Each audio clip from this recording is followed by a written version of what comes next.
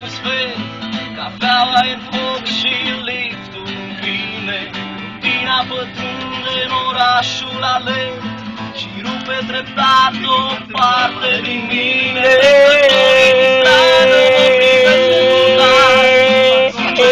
Alți mă izbește în față, drumul anemic pe asfaltul crăpat îmi provoacă doar o stare de grață. Mașini colorate, pavaje stricate, parfum de femeie pe tot, castele pe maluri luate de valuri electrice, șapte de amor, nu mai suport.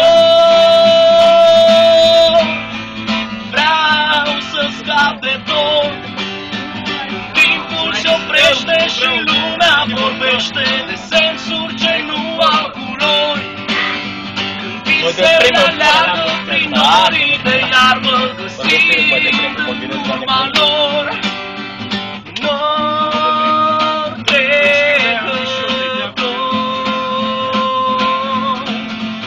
nori trecători.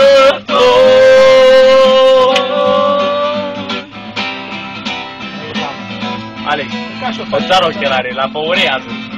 Ole, mai am o bere, că eu v-am dat ce-am spus acum. Aia sunt ghițiți de mare.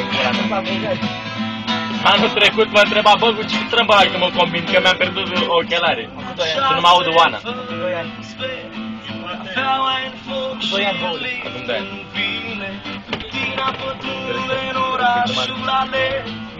Rupe treptat o parte din mine. Trecătorii din stradă mă privesc încordat, zâmbetul fals mă izbește în față.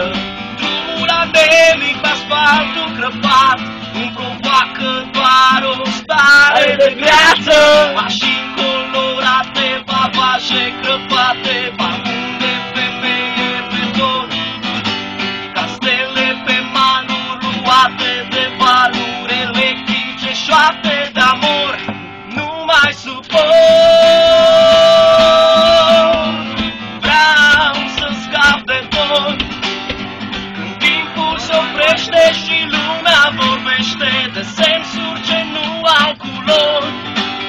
Când visele aleargă prin norii de iarbă, găsind în urma lor nori trecători, nori trecători.